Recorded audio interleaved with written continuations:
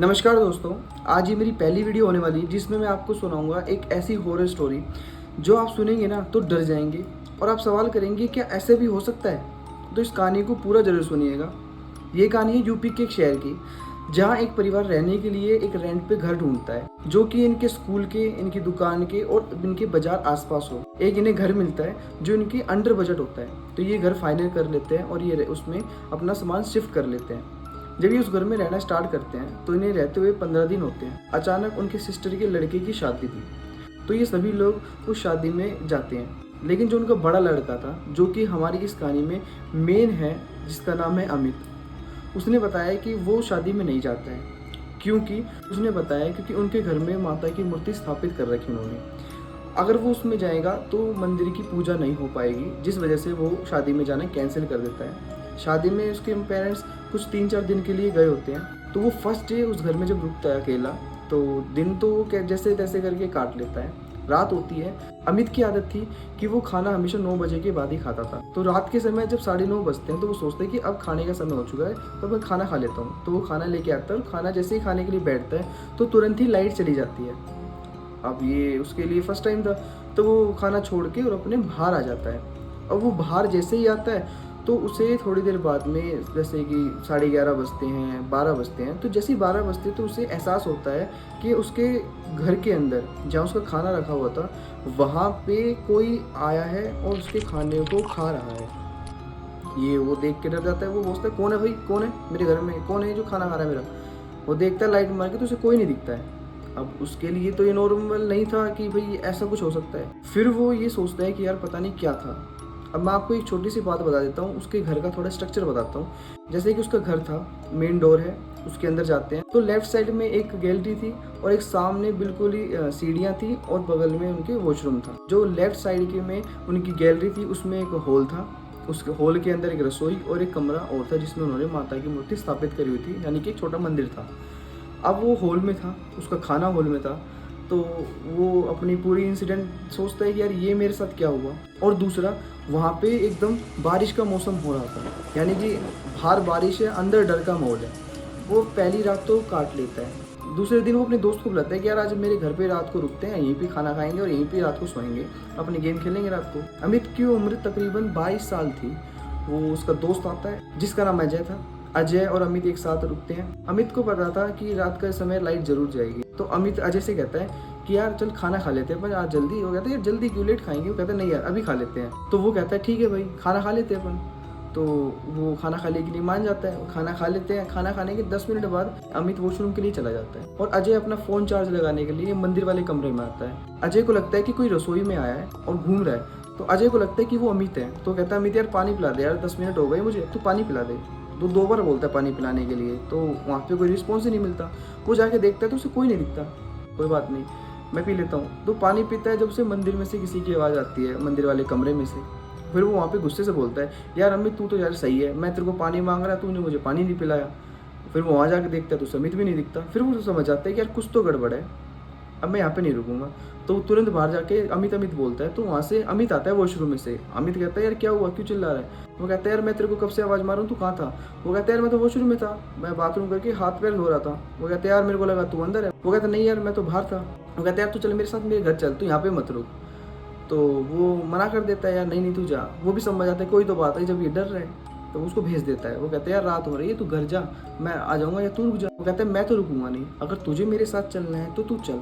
वो मना कर देता है। वो घर चला जाता है। अमित अंदर आता है और वो देखता है कि वही फिक्स 9:30 बजे लाइट जाती है जो फर्स्ट डे गई थी। वो अपना फ़ोन निकालता है और अपने बाहर आ जाता है। उसको ऐसे आवाज़ आती है, कल उसको जो आवाज़ आई थी जैसे कोई उसका खाना खा रहा हो, पर सेकंड उसे आवाज़ आती है जैसे कि उसके कमरे में कोई घूम रहा हो, मंदिर वाले कमरे में और साथ ही में रसोई में। अब वो देखने के लिए जाता है कि है कौन मेरे घर के अंदर। जब वो देखता है तो उसको कोई नहीं दिखता है, लेकिन वो जोर जोर से बोलता है कि भाई जो भी मेरे घर में है वो बाहर आओ, मैं देखता हूँ कौन है तुम। तो वहाँ पे कोई भी नहीं आता है। तो वो इग्नोर करके बाहर आ जाता है, लेकिन उसे कंटिन्यूसली वो आवाज़ें बार बार आ रही थी। तो वो ये सोचता है कि कुछ तो गड़बड़ है। नेक्स्ट डे वो सोचता है कि मैं अपने पेरेंट्स को फ़ोन करके सारी बातें बताऊंगा। सुबह होती है। नेक्स्ट डे जब वो अपना खाने वाले बर्तन धो रहा था तो वो उसका फ़ोन गलती से पानी में गिर जाता है, जिससे उसका फ़ोन ख़राब हो जाता है, जिसमें जियो की सिम थी। अब वो जियो की सिम, उसके एक पास एक कीपैड का फ़ोन था जिसमें वो नहीं लग सकती थी।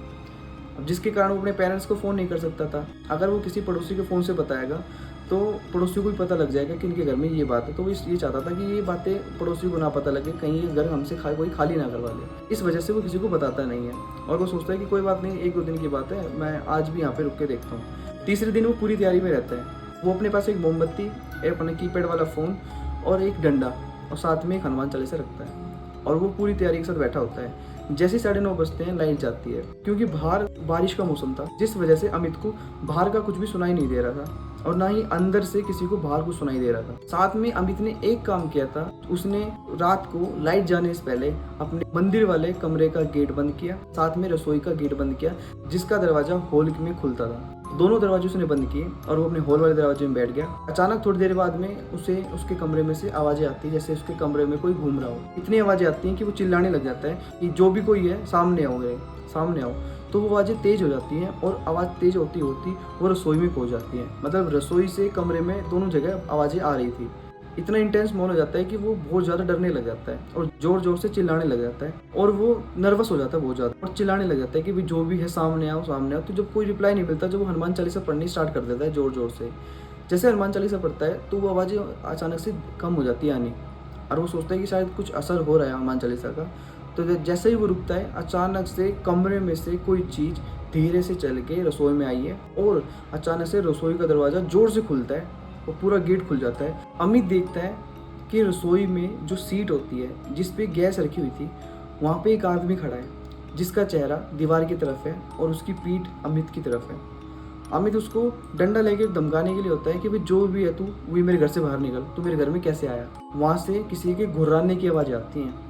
अमित डरने लग जाता है। अमित दूर से ही पूछता है उससे और जैसे वो जवाब नहीं देता है तो अमित फिर से हनुमान चालीसा पढ़नी स्टार्ट कर देता है। जैसे ही वो हनुमान चालीसा पढ़ता है, अचानक से वो आदमी पीछे मुड़ता है और पीछे मुड़ते ही वो अमित बेहोश हो जाता है। लेकिन अमित ने जो बताया, अगर आप वो सुनोगे तो आप डर जाओगे। अमित ने बताया कि उस आदमी का चेहरा इतना डरावना था, इतना जला हुआ भयानक था कि अगर कोई देख ले डर जाए। दूसरा, उसकी आंखें लाल थी और वो बहुत ज़ोर से घुर्रा रहा था, जैसे कि वो मुझे अभी मार देगा।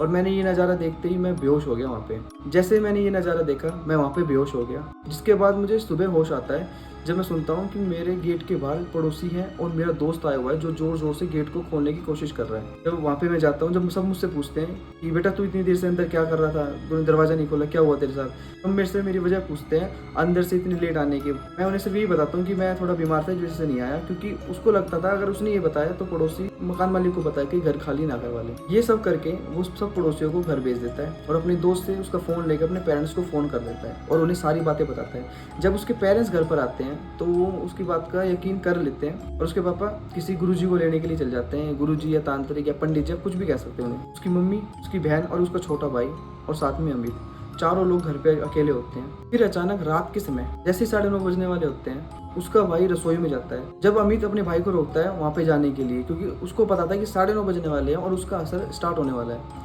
जैसे वो वहाँ पे जाता है कि वो देखता है कि उसका भाई वहाँ से चिल्लाता हुआ बाहर आया है कि मुझे किसी ने थप्पड़ मारा, मुझे किसी ने थप्पड़ मारा, और तुरंत ही लाइट चली जाती है।